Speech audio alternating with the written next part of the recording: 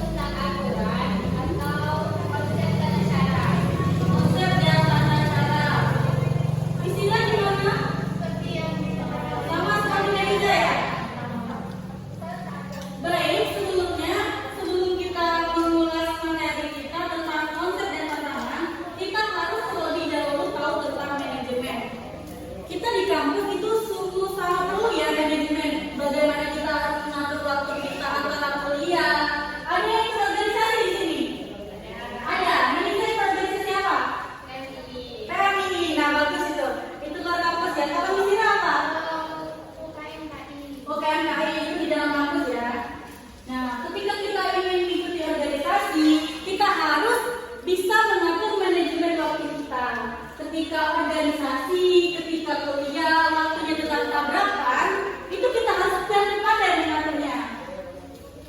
Baik, kita akan masuk ke materi manajemen sekolah konsep dan tantangan. Pengertian manajemen.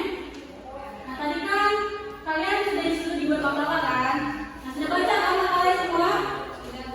Bagaimana manajemen adalah proses untuk mencapai tujuan. Tujuan yang bagaimana? Tujuan yang ingin kita tuju.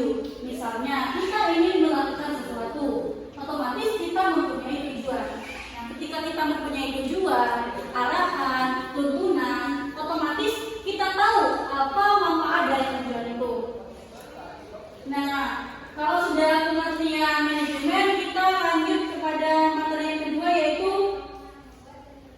fungsi manajemen. Ada yang tahu fungsi manajemen itu apa?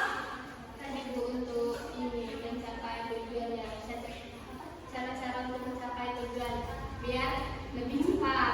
Nah, biar lebih cepat. Ya, benar ya. Ya, terarah. Gimana kalau kita mempunyai tujuan, itu otomatis terarah kan? Terarah. Bagaimana perencanaan kita, bagaimana cara melakukannya, proses organisasinya, semuanya teratur. Yaitu baik, balik kepada materi selanjutnya, yaitu tentang tantangan dalam manajemen sekolah. Ada yang tahu dari anak-anak di sini apa itu tantangan? Kira, coba, apa itu tantangan? Apa? Bisa apa? Masalah kayak konflik sebelumnya sampai tujuan itu kan pasti ada masalah.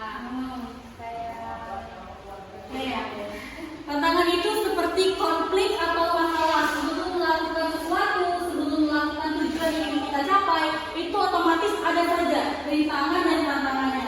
Tidak mungkin kita melaju lurus ke depan itu lurus saja, pasti ada belok kanan, belok kirinya, pasti ada masalah-masalah, problem-problem yang harus kita selesaikan. Jadi tantangan dalam manajemen sekolah itu yang pertama, ada persaingan yang ketat. Kita tahu pada zaman sekarang itu di era globalisasi harus informasi sangat tinggi mengisi otak dan pikiran manusia. Namun kebanyakan mahasiswa sekarang tidak semuanya itu hafalnya itu benar. Banyak dari mereka yang pintar, tetapi tidak semuanya memiliki attitude.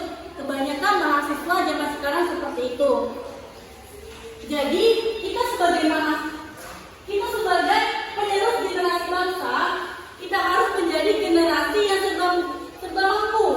Bagaimana maksudnya serba mampu adalah ketika disuruh ini kita bisa, ketika disuruh itu kita juga bisa. Jadi yang ibu harapkan dari anak-anak di sini adalah agar mempunyai akhlak, utamakanlah attitude berilmu. Percuma kalau kita pintar tetapi tidak punya akhlak, tidak akan dihargai ilmu kita, tidak akan dihargai kita ke depannya. Jadi ada juga tantangan untuk meningkatkan nilai tambah. Bagaimana meningkatkan nilai tambah dalam rangka meningkatkan produktivitas? Maksudnya adalah ketika kita ingin meningkatkan suatu produktivitas, suatu nilai tambah, kita harus mempunyai solusi dan ide.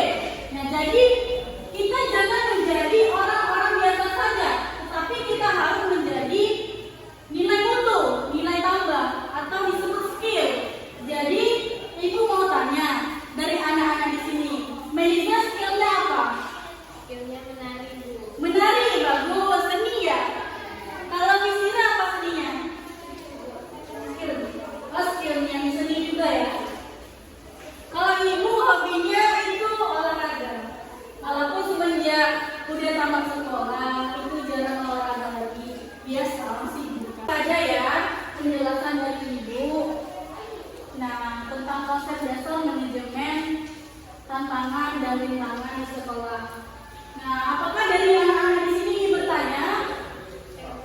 Baik, Melisa mau bertanya apa? Pada saya, bagaimana Bu cara kita menyikapi atau cara kita mengatur waktu kita? Misalnya kita itu kuliah dengan ikut organisasi itu, waktunya kan sering terjadi kemunduran. Misalnya kita lagi di dalam kelas, ada teman rapat dengan organisasi kita. Bagaimana cara kita menyikapinya? Itu ada pertanyaan nggak? Enggak. Tanya. Langsung saja saya jawab. Jadi pertanyaan itu bagaimana mengatur waktu ya antara organisasi dengan kuliah? Itu pasti ada ya. Ingin bercerita sedikit.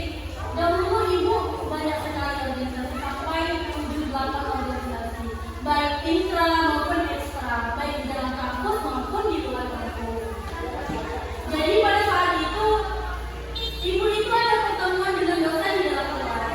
Sudah itu organisasi, sedangkan ibu itu menjadi ketua panitia. Otomatis dua-duanya sama-sama penting karena organisasi utama kuliah nomor 1. Jadi kan seperti itu kan, sama-sama nomor 1 kan organisasi dan kuliah.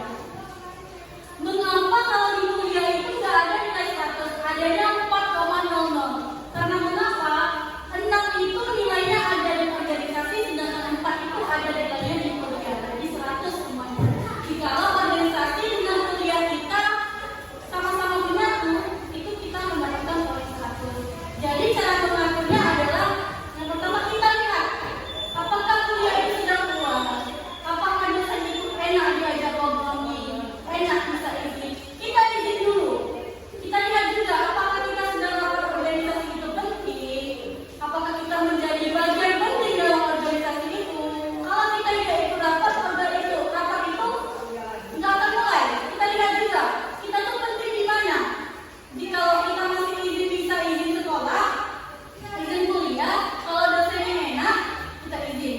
Nah, kalau tidak bisa, bahkan kita izin sekali sampai nilai C atau D, mending kita ikut kuliah. Karena kita ingat,